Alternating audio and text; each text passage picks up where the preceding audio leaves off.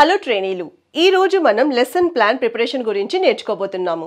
ఈ వీడియో యొక్క లక్ష్యాలు. ఈ సెషన్ తర్వాత మీరు వీటిని చేయగలరు. 1.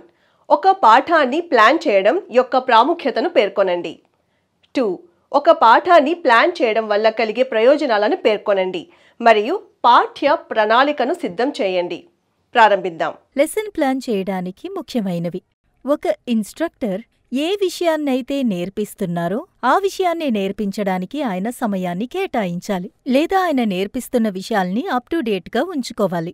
నేర్పించింది సక్రమంగా రాసి పెట్టుకుంటే మీ లక్ష్యాన్ని సాధించడానికి సులభంగా ఉంటుంది. వీటన్నిటినీ సరిగా చెయ్యాలంటే ఇంతవరకు మీకు లభించిన అనుభవంతో మీ యొక్క టీచింగ్ మెథడ్ని మార్చుకోవాలి. అది ఎంతో సులభం. ఇన్ ద విజువల్ లెసన్స్ తర్వాత ఇన్ఫర్మేషన్స్ అనవసరమైన ఓవర్లాపింగ్ని ఇది ఎంతో సులభంగా ఆపుతుంది. అంతేకాకుండా మంచి ప్లానింగ్ మీ యొక్క ఆత్మవిశ్వాసాన్ని పెంచుతుంది. దాని ద్వారా మీ యొక్క టీచింగ్ ఎబిలిటీ కూడా ఇంప్రూవ్ అయ్యి మీరు కూడా ఎంతో ఇంట్రెస్ట్తో నేర్పిస్తారు. సరే, ఒక ఇన్స్ట్రక్టర్ లెసన్ ప్లాన్ చేయడం వల్ల అతనికి ఏమేం లాభాలొస్తాయో చూద్దాం. లెసన్ ప్లాన్ చేయడం వల్ల ఇన్స్ట్రక్టర్కొచ్చే లాభం ఏమిటి? ఇది నేర్పించడానికో నేర్చుకోవడానికో అద్భుతమైన ఒక రికార్డ్. ఇది మీ ఇన్ఫర్మేషన్ని సీక్వెన్స్గా ఉంచుకోవడానికి సహాయపడుతోంది. ఎల్లప్పుడూ అన్నిటినీ గుర్తుంచుకోవలసిన అవసరం లేదు. ఇది మీకు ఆత్మవిశ్వాసాన్ని ఇస్తుంది. ఇది మీరు నేర్పించేటప్పుడు ఎంతో సహాయకరంగా ఉంటుంది. చాలా సులభంగానూ ఉంటుంది. కాబట్టి దీన్ని మీరు ఈజీగా యూజ్ చెయ్యొచ్చు. ఇది నేర్పించే విధానాన్ని కూడా ఎంతో డెవలప్ చేస్తుంది. సరైన టైంకి అన్నిటినీ సిస్టమేటిక్గా ఉంచడానికి సహాయపడుతుంది. అన్నిటినీ ఆర్గనైజ్ చేసి ఉంచడానికి కూడా సహాయపడుతుంది. మీలో ఉన్న నమ్మకాన్ని పెంచుతుంది. లెసన్ జరిగేటప్పుడు అన్ని ఇంపార్టెంట్ పాయింట్స్ ఉన్నాయో లేదో చెక్ చేస్తుంది. క్లాస్ జరిగేటప్పుడు లెర్నర్స్ ఇంట్రెస్టింగ్గా గమనించేట్టుగా చూసుకుంటుంది. అన్ని విషయాల్ని చక్కగా సిస్టమేటిక్గా అర్థం చేసుకోవాలి. అంతేకాక ఆ విషయాన్ని డిస్కస్ చేయడానికి మీరు సందర్భాన్నివ్వాలి. ఇది ఎన్నో విధాలుగా ఎన్నో సమయాల్లో యూనిఫామ్ ఇన్స్ట్రక్షన్స్ ఇవ్వటానికి సహాయపడుతుంది. సరే, ఇప్పుడు ట్రైనీస్ యొక్క లెసన్ ప్లాన్ గురించి అంటే లాభం గురించి మనం తెలుసుకుందాం.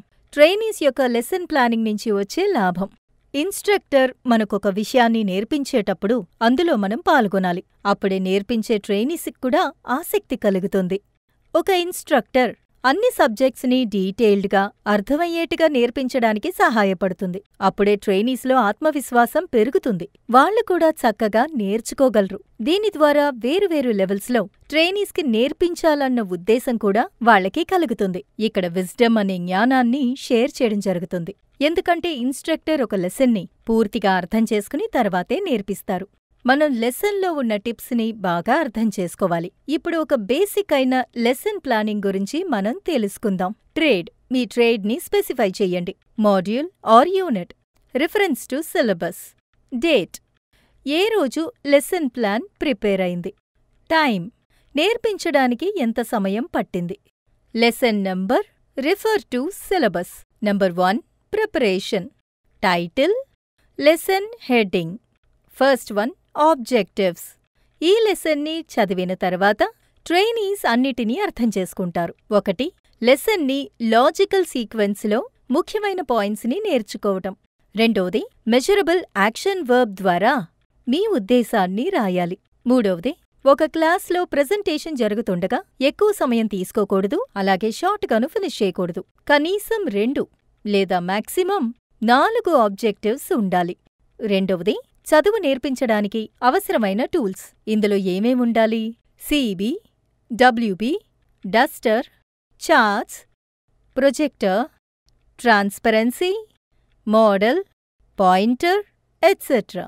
3. ఇంట్రడక్షన్. 1. రివ్యూ. ట్రైనీస్ నేర్చుకున్న పాత లెసన్తో కొత్త లెసన్ని కలపాలి.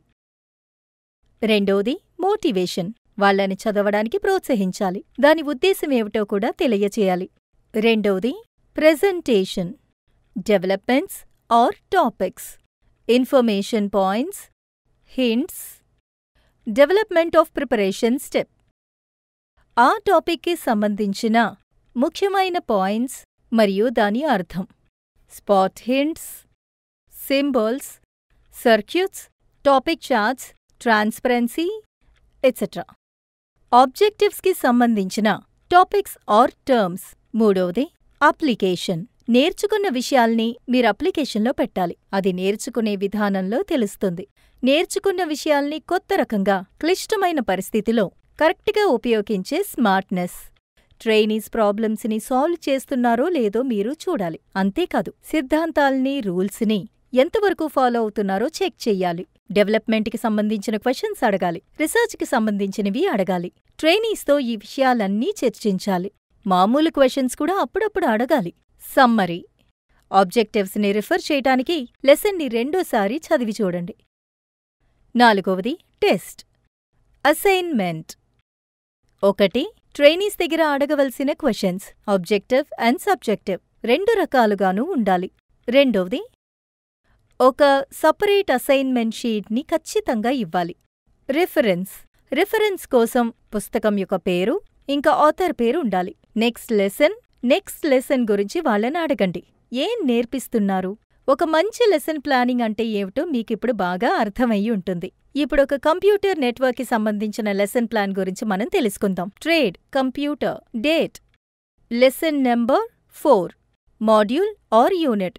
Number 1 time 30 minutes. Number 1 preparation. Title computer networks. 1. Objectives. ఈ లెసన్ని చదివిన తర్వాత ట్రైనీస్ అన్నిటినీ అర్థం చేసుకుంటారు. నెంబర్ 1 కంప్యూటర్ నెట్వర్క్ అంటే ఏమిటి? నెంబర్ 2 నెట్వర్క్ ప్రోటోకాల్ యొక్క ఎక్స్ప్లెనేషన్ ఏమిటి? నెంబర్ 3 ఎన్ని రకాల నెట్వర్క్స్? నెంబర్ 4 నెట్వర్క్ టోపాలజీ యొక్క డిస్క్రిప్షన్. నెంబర్ 2 నేర్పించడానికి అవసరమైన టూల్స్. అందులో ఉన్నవి computer multimedia, projector, screen, etcetera. 3వది introduction. Number 1 review, programming. B motivation.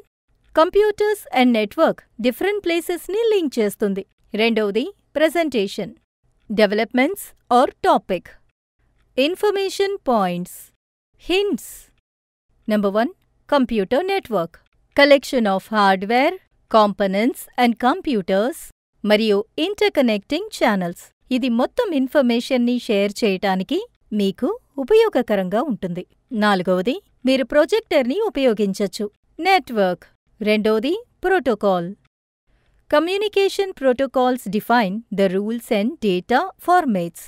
ఇది ఇన్ఫర్మేషన్ని ఎక్స్చేంజ్ చేయడానికి ఉపయోగకరంగా ఉంటుంది. అదేవిధంగా నెట్వర్క్ ప్రోగ్రామింగ్కి ఇదే మెయిన్ బేస్గా ఉంటుంది. Developments or topics. Information points, hints. 3వది types of networks. 1 local area network, LAN. 2వది వైడ్ ఏరియా నెట్వర్క్, WAN. 3వది మెట్రోపాలిటన్ ఏరియా నెట్వర్క్, MAN. 4వది నెట్వర్క్ టాపాలజీ. నెట్వర్క్ టాపాలజీ అనేది కంప్యూటర్లో ఉన్న విభిన్నమైన తత్వాలు, లింక్, నాయిస్, ఇటువంటి ఇంటర్ కనెక్షన్స్తో ప్లేఅవుట్ ప్యాటర్న్ అవుతుంది. టాపాలజీలో ఎన్నో రకాలుంటాయి. Star, bus, ring, mesh. 5వది అడ్వాంటేజెస్. ప్రజలు ఈమెయిల్ లేదా instant messages, telephone, video conferencing, printer sharing వీటన్నిటి ద్వారా వీళ్ళు సౌకర్యంగా, అదేవిధంగా ఈజీగా కమ్యూనికేట్ చేసుకోవచ్చు. 3వది అప్లికేషన్. Information points.